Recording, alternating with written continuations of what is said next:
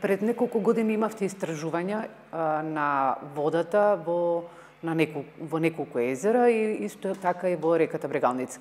Дали имате нови истражувања, еве, како факултет? Тоа беше проект кој што го правевме со невладиниот сектор на нивна иницијатива. Значи, се зима неколку проби, чисто онака школско показни, да го видиме квалитетот на почвите и стрим седиментите во река Брегалница. Последната мислам дека ја правевме пред 2 години. Од тогаш не сме имали активности.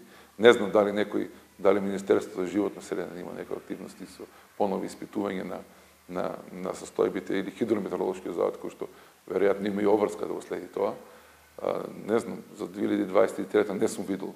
Податоци 2022 што го видовме, тоа посебно со квалитетот на водите, посебно во есенскиот дел, не беше многу добро. Од 5-та категорија рековте тогаш? Па така. Према некои параметри, тоа се повеќе параметри, меѓутоа зимаме го секогаш највисокиот параметр и го ставаме во таа класа, ја ставаме водата. Најголема беше загадувањето со колоформни бактерии, фекални бактерии, влегуваат тие ешерихија кои влегуваат таму, фекални бактерии, посебно во период на септември, октомври. Знаеш, кога има вода, повисок водостој, во текот на пролет и првите месеци на летото, загадувањето е малку и помало.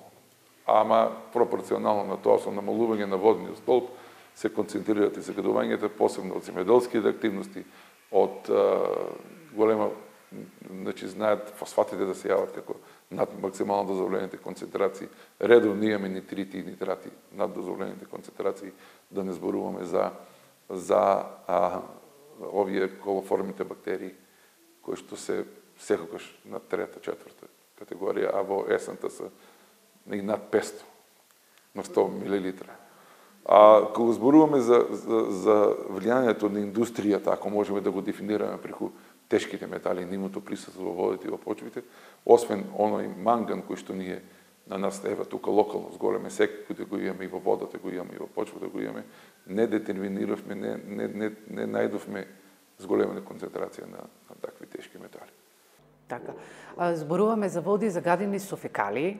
Да, тоа е индикација дека зборуваме за води нездрави едноставно за секој човек.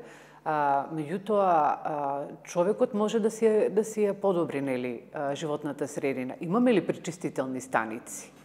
За среќа почна трендот, се направени Брегалничкиот слив е добро истражен од тој аспект, направени се проекти, веќе се и направени неколку, поточно 2 почистителни станици, едната е во Берово, едната е во Кочани, кои што работат, посебно Кочанската, кој што мислам дека има капацитет, нема зимите да збори да ги пречистува фекалните води и од Виница. Значи, тоа се проекти кои што се припрема пред некои си 15 години, а се завршува во последните 5-6 години.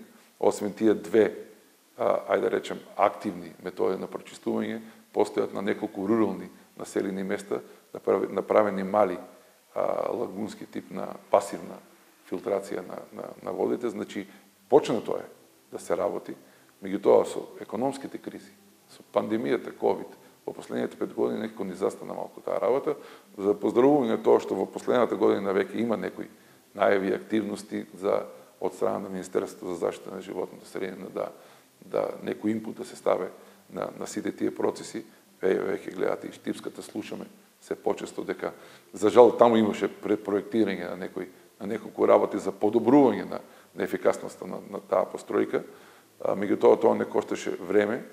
Меѓутоа, како што слушаме последно, таа е влезена во буџетот, во плановите, имаме најава дека ќе се прави. Тоа е една огромна инвестиција која што треба да ни понуди де факто да намали притисокот врз Брегалница како главна дренажна артерија во Источна Македонија, де факто да намали притисокот од комуналните води. Не само тоа, значи интенцијата беше да се почне од крајниот исток и полека по текот на Брегалница да се средуваат, да се стават, да се изработуваат овие пречистителни станици. Но ако се стави Виница, Кочани веќе е среден, ако се стави Штип, веќе ќе имаме руралните населби да се најде за нив решение, што и не се така мали и продуцираат доста загадувачки материи. мислам дека можеме да го намалиме притисокот на Брегалница. Со тоа и на Вардар.